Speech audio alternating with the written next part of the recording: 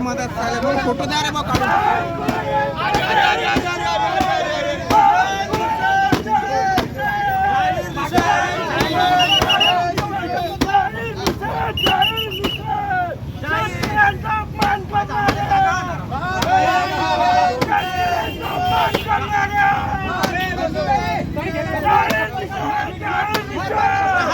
जनशक्ती पक्षाचा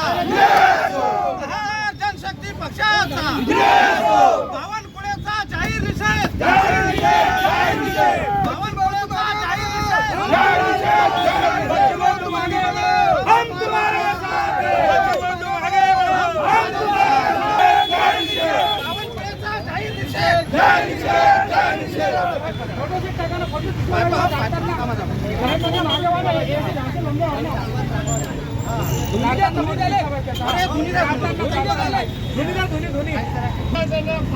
पाणी मत फेकलं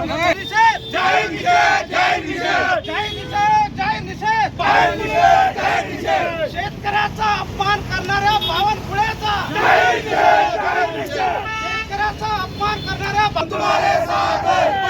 जनशक्ती पक्षाचा जनशक्ती पक्षाचा बच्चों तुम आगे बढ़ो बच्चों तुम आगे बढ़ो बच्चों तुम आगे बढ़ो हम तुम्हारे साथ जय जवान जय बच्चों तुम आगे बढ़ो हम तुम्हारे साथ बावनकुळे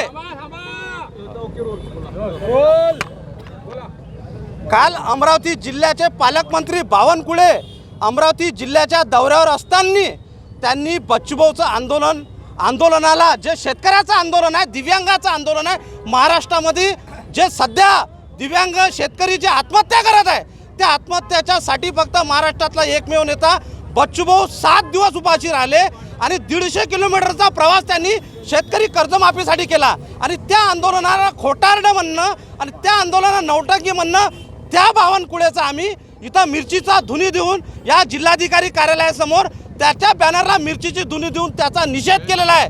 त्यांचा आम्ही जाहीर निषेध करतो, जाहीर निषेध। आता अमरावती दौऱ्यावर त्यांनी याले तर प्रहार जनशक्ती पक्ष त्यांचा घेराव करेल आणि त्याला काळे झेंडे दाखवल्याशिवाय प्रहार जनशक्ती पक्ष स्वस्थ बसणार नाही।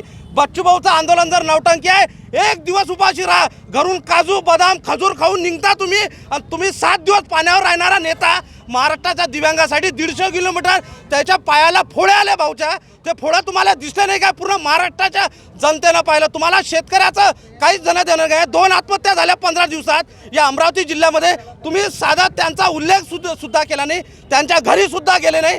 तुमचा शेतकरी प्रेम हे खोटा आहे, तुम्ही शेतकरी द्रोही आहे, म्हणून शेतकरी तुम्हाला धडा शिकवल्याशिवाय राहणार नाही। बावनकुळेचा जाहीर निषेध। काल महाराष्ट्राचे मुख्यमंत्री आणि राज्याचे महसूल आणि अमरावती जिल्ह्याचे पालकमंत्री हे मोर्शी दौऱ्यावर होते। त्या ठिकाणी अमरावती जिल्ह्याचे सन्माननीय पालकमंत्री श्री बावनकुळे यांनी शेतकरी आंदोलनाचा म्हणजे काही कोणाचं नाव न घेता त्यांनी शेतकऱ्यांच्या आंदोलनावर नौटंकी म्हणून टीका केली। माझा बावनकुळे साहेबांना प्रश्न आहे, या महाराष्ट्रामध्ये आतापर्यंत 6 लाख शेतकऱ्यांनी आत्महत्या केलेल्या आहे। त्या 6 लाख शेतकऱ्यांच्या विधवा महिला, त्यांची मुलं बाळं यांच्यासाठी आणि कर्जमाफीच्या मागणीसाठी रस्त्यावर उतरणाऱ्या, स्वयंस्फूर्तीने आंदोलन करणाऱ्या महाराष्ट्रातील लाखो शेतकऱ्यांच्या आंदोलनाला बावनकुळे साहेब तुम्ही नौटंकी म्हणताय।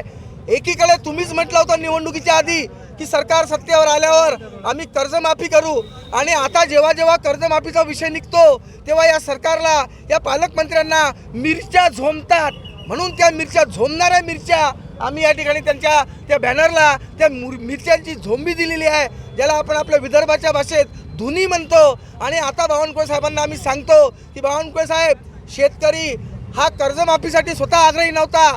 तुम्ही म्हटलं होतं सरकार सत्तेवर आल्यावर आम्ही कर्जमाफी करू, आणि तुम्ही दिलेला शब्द आता पाळत नाही आहे। शेतकऱ्यांच्या मताची तुम्ही प्रतारणा केलेली आहे। आणि दुसरीकडे तुम्ही म्हटलं की आम्ही समिती नेमतोय, पण समिती कशासाठी नेमताय, का नेमताय याचा उलगडा अद्याप झालेला नाही।